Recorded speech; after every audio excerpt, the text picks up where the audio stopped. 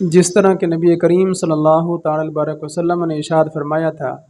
کہ قیامت کے قریب فتنوں کی بڑی کثرت ہوگی، اور حضور نے اسے مثال کے ذریعے سمجھایا کہ جس طرح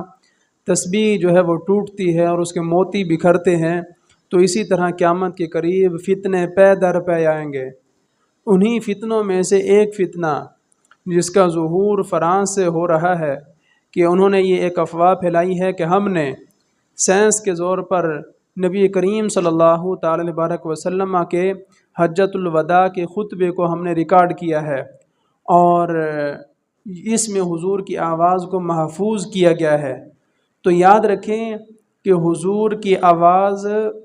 نہ کسی نے ہم میں سے سنی ہے اور نہ کوئی پہچان سکتا ہے کہ حضور کی آواز کیسی تھی، اور فرانس والے جو آواز سنائیں گے یہ آواز کیسی ہوگی۔ تو ہم اس چیز کی تصدیق نہیں کر سکتے، بلکہ یہ ایک فتنہ ہے، اسلام کے اندر مداخلت ہے، اسلامی احکام میں تبدیلی کرنا ہے، اور ساری قوم کو قرآن کے بجائے رسول اللہ کی سنت کے بجائے اس آڈیو آواز کے پیچھے لگا دینا ہے۔ تو یاد رکھیں کہ حضور ہمیں قرآن دے کر گئے ہیں، حضور ہمیں اپنے اہل بیت کے متعلق فرما کر گئے ہیں کہ قرآن اور میرے اہل بیت کو مضبوطی کے ساتھ ان کے تھامے رکھنا، اپنا تعلق ان کے ساتھ قائم رکھنا، تو تم ہدایت پر رہو گے۔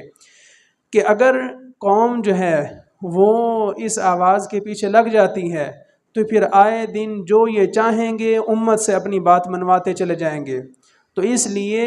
حضور نے ہمیں اس چیز کا پابند کیا ہی نہیں ہے کہ تم میری آواز کے پابند رہنا، بلکہ حضور نے ساری امت کو قرآن کا پابند کیا ہے، اور قرآن نے قیامت تک باقی رہنا ہے۔ تو اس لیے اس چیز سے باہر نکلیں، لوگ اس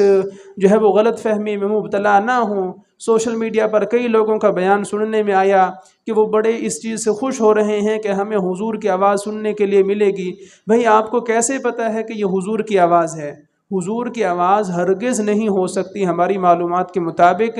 کیونکہ اللہ نے اپنے حبیب کو بے مثل و بے مثال بنایا ہے۔ جس اللہ نے اپنے حبیب کے سائے کو نہیں بنایا، وہ حضور کی آواز کو اتنا عرصہ دراز تک پھر قائم رکھنا اور پھر لوگوں تک پہنچانا تو یہ مناسب نہیں ہے۔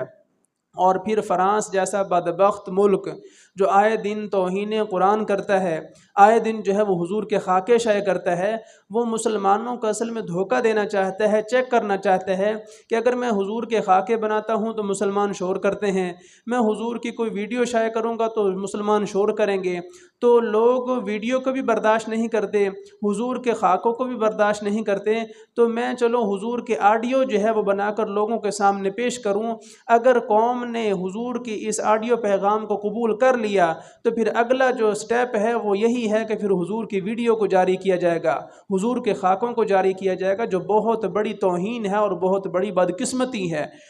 تو حضور غیر نبی کی آواز کو نبی کی آواز کہہ کر شائع کرنا یا اسے سننا یا سمجھنا تو یہ بہت بڑا جرم ہے کہ نبی کریم صلی اللہ تعالی علیہ وسلم نے ارشاد فرمایا، من کذب علی متعمدا فلیتبوأ مقعدہ من النار، کہ جس نے جان بوجھ کر میری طرف جھوٹ کو منسوب کیا تو اس نے اپنا ٹھکانہ جہنم بنا لیا۔ تو ہمیں پتہ ہی نہیں ہے کہ یہ حضور کی آواز ہے یا نہیں ہے۔ جب ہم تصدیق ہی نہیں کر سکتے تو ہم حضور کی طرف یہ جھوٹ منسوب کیوں کریں؟ حضور نے اس چیز کا ہمیں پابند ہی نہیں کیا۔ تو ساری امت سے یہ گزارش ہے کہ وہ اس فتنے سے اپنے آپ کو، اپنے گھر والوں کو، اپنے اہل و عیال کو، دوست احباب کو آگاہ کریں کہ یہ وہ میٹھا زہر ہے کہ جسے کھانے کے لیے سارے دوڑ رہے ہیں، لیکن جیسے ہی کھائیں گے تو سارے کے سارے جو ہے وہ اپنے ایمان سے ہاتھ دھو بیٹھیں گے۔ فرانس جو ہے وہ پوری قوم کو، پوری امت کو قرآن کے بجائے اپنی اس سائنسی تحقیقات کے پیچھے لگانا چاہتا ہے۔ کل کو کوئی ایسی آواز جو ہے وہ لے آئے جو اسلام کے خلاف ہو، قرآن کے خلاف ہو، حدیث کے خلاف ہو، تو پھر ہم کیا کریں گے؟ لہٰذا ہم اس چیز کو تسلیم ہی نہیں کرتے، اور نہ ہم ان کے پیچھے چلنے کے لیے تیار ہیں، نہ ہم ان کی تحقیقات کو قبول کرنے کے لیے تیار ہیں۔ ہمارے لیے اللہ کا قرآن ہی کافی ہے اور رسول اللہ کا فرمان ہی کافی ہے۔